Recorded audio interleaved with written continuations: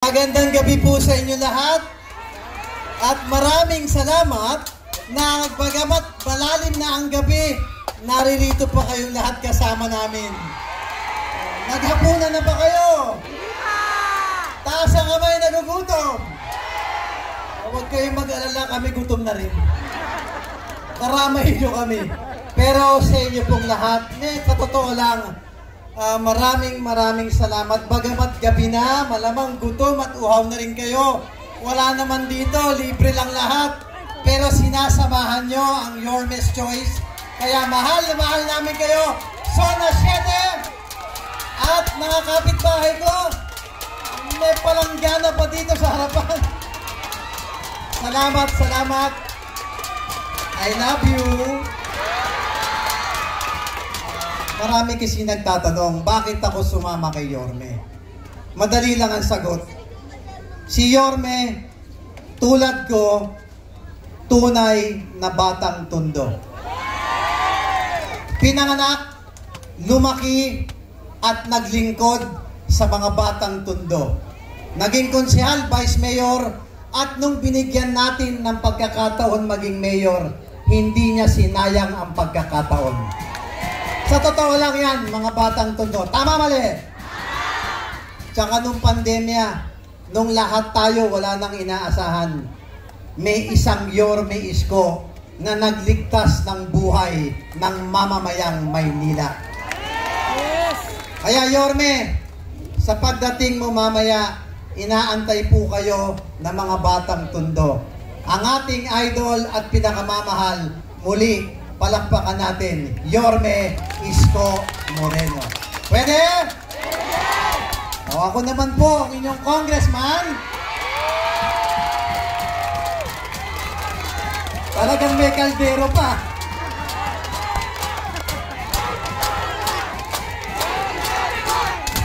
Thank you. Naunang-una, nagpapasalamat po ako sa inyong lahat. Lalong-lalo na sa kapitbahay ko dito sa Zona 7. Buong kababaang loob, nagpapasalamat ako. Sa totoo lang, kung hindi dahil sa inyo noong nakarang eleksyon, kung hindi dahil sa tulong at panalangin nyo, wala namang Congressman Ernix. Kaya maraming salamat mga batang Tondo at batang Zona 7.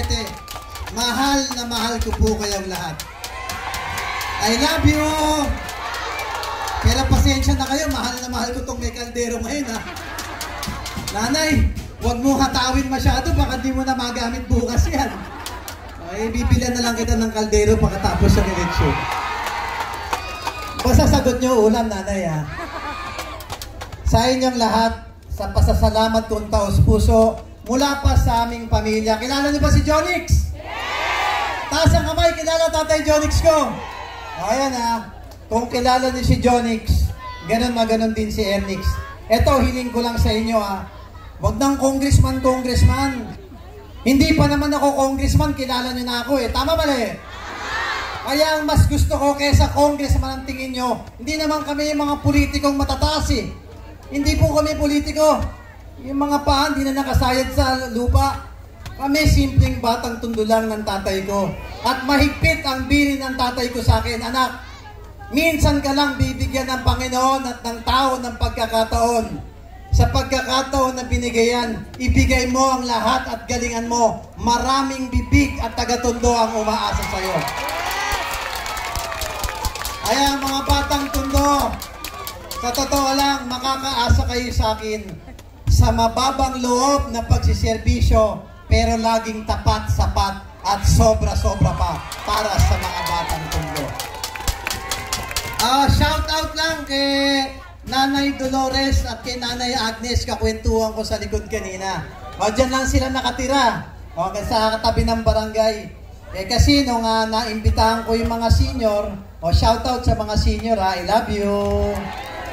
Kasi nabanggit niya, sabi niya, kung ang ganda ng mga programa mo, nung napakinggan ka namin, doon. Nagustuhan niya ba yung mga programa? Yes! Hindi ko na isa-isahin. Maubos laway ko, eh. Hindi, sa totoo lang, ikinararangal ko yung pagkakataon binigay niyo sa akin.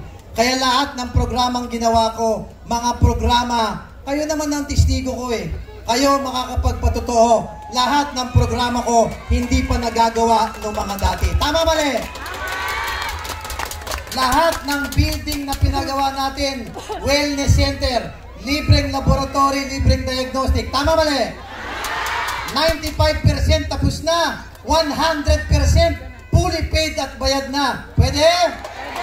Konting antay na lang, papakinabangan na ng mga batang Tondo. Oh, meron pa tayo. Yung dito sa may Santo Niño, nakita niyo yung bagong park. Oh, may fountain na underground.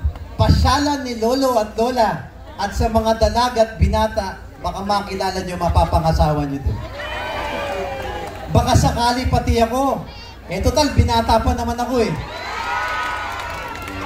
Doon ko matagpuan yung mapapangasawa ko. Pwede? O, katabi nun. O, yung, alam niyo ba yung complex? Yung complex. Eh, bata pa ako, complex na yun eh. Tama mali? Tama. Ito, real talk lang ha. Nung nakaraang eleksyon, lahat ng pangungutya, inabot ko sa complex na yan. Eh, nangako ako sa inyo eh.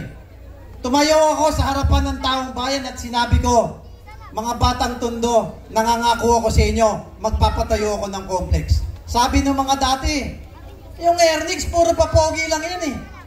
Complex, mahal yan. Imposibleng magpatayo. Hindi kaya ng pondo ng congressman. Hindi ko naman sila pinatulan.